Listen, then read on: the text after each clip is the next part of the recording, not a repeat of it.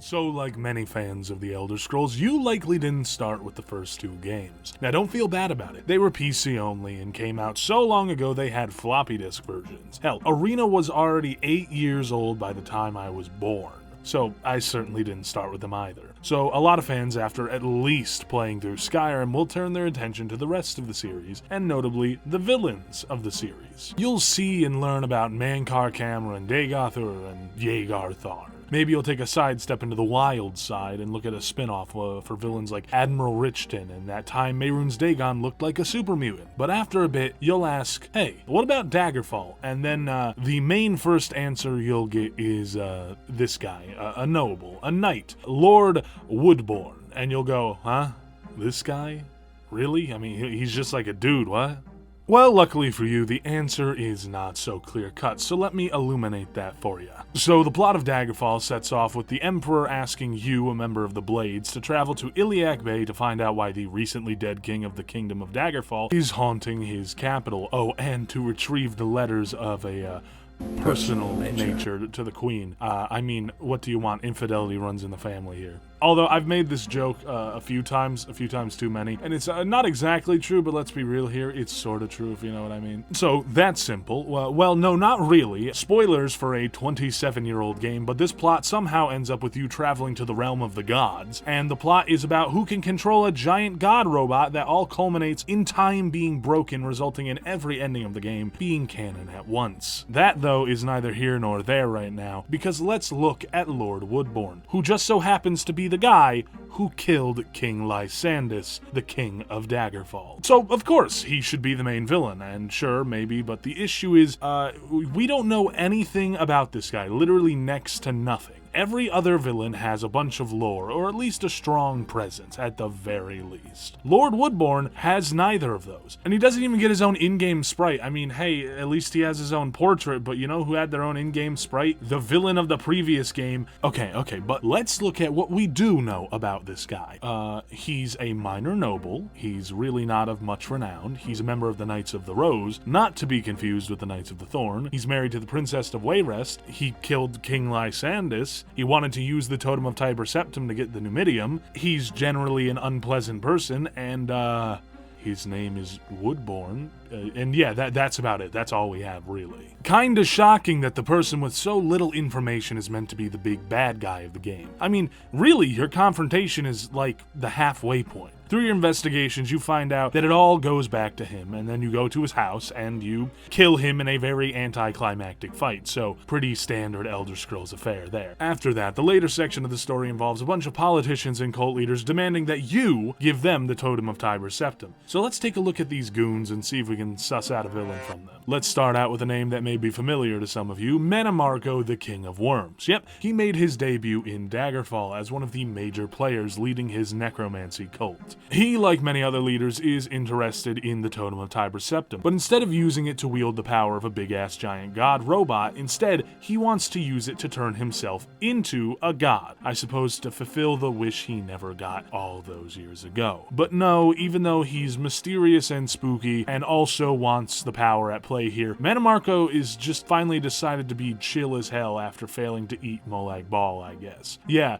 he's kinda just detached from this whole thing. World domination isn't on his list of things to do anymore. He's actually kinda nice now. He's pretty pleasant to you when you show up in his hole. Hell, he even arranges a wedding in the game. So he just wants to become a god and leave Mundus behind, only popping in to amplify the mortals' necromantic powers. On occasion, because, you know, they worship him. And until that, he's just content with hanging out with his followers and half-naked dancers. Yeah, I guess he just sort of mellowed out with age, huh? So, Mannimarco isn't the villain, though he is spooky. Okay, so if it's not the scary necromancer, what about this guy, huh? He's the Underking. He's pretty whack and spooky. I mean, he could be the villain. He's on the box art. That means he must be the villain, right? Well, the Underking is a lot of things that involve some deep lore shenanigans, but let's ignore those for right now and just say that the Underking was once a close ally of Tiber Septim, and it was actually the Underking's own soul that was used to create the Mantella, which was the new source of power for the Numidium after the Heart of Lorkhan was removed. The initial idea was that Tiber Septim and his main crew would use the Numidium to crush the Somerset Isles and bring it under the control of the Empire. And they did do that, but it wasn't the end. No, Tiber Septim kept using his big-ass robot to crush any resistance to his new empire, and to menace any minor royalty who just didn't like him. This, of course, made the Underking very, very mad, because, I mean, it's like if you lent your friend your car for the weekend and they just sort of stole it. I mean, the dude just wanted his soul back, and his close confidant, Tiber Septim, was like, no, I'm not gonna do that. So he fought to try to get it back, and it backfired on him. While Tiber Septim did lose the Numidium in the fight, the Mantella was rocketed into Aetherius, where nobody till Daggerfall was gonna get at it. So this made the Underking into what he was, a super powerful but undying mage. Not immortal, just undying. He's rotted, he's decayed, but he still lived. After all that, he just became some sort of magic boogeyman that there's a lot of lore around, so I mean, look into it, it's pretty interesting. But come the time of Daggerfall, and he just wants to die. No world domination, no becoming a god like Mannimarco, no. He just wants to be released from his living hell. His argument is pretty solid. He doesn't want to use the Numidium, he just wants the Mantella, and it's his soul, so he's kind of the rightful owner anyways. Yeah, and that's what happens in his ending. He rejoins with the Mantella, and the Numidium just sort of explodes into a straight up mushroom cloud, and then he dies. And it also made this weird anti-magic zone, but that doesn't matter. Okay, so if false advertising Skeleton Man isn't the villain, then who is? Well, it's not Gortwog. No way, I've talked about Gortwog before a few times because he's just a legend, an overall great guy. He's the leader of Orsinium, he's a tactical genius, and he's just fighting for the rights of his fellow orcs. In his ending, he just used the Numidium to defend Orsinium and retake land that was historically owned by orcs anyway. He's doing all this so the Empire will just see the orcs as people. And here's what he has to say on why you should choose him. He sends a letter that says, "You are not orcish. How could you possibly understand what it is like? My people are treated like barbarians, slaughtered upon sight. Is it so unusual that we respond in kind?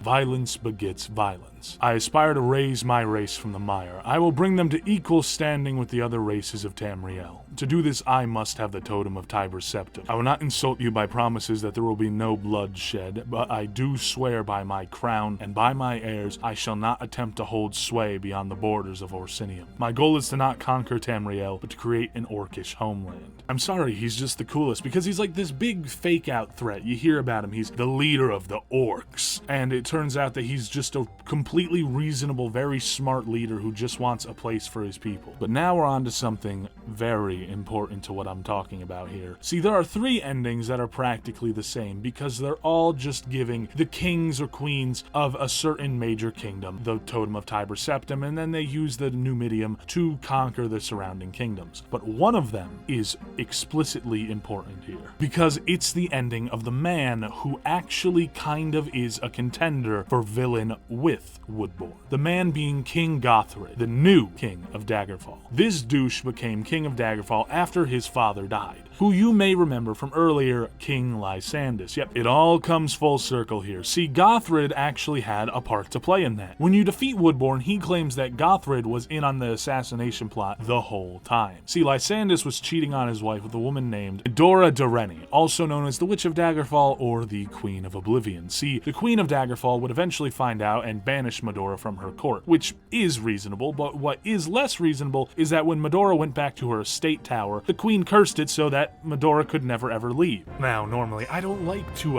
interject in the middle of my videos. I'd rather use text most of the time. But this is kind of a little important, so I somehow missed this. Well, I know how I missed this because it just sort of is weirdly important, but not, very well discussed. So, yeah, I just said that she goes back to her tower, her home, the Dureni Tower, right? Yeah.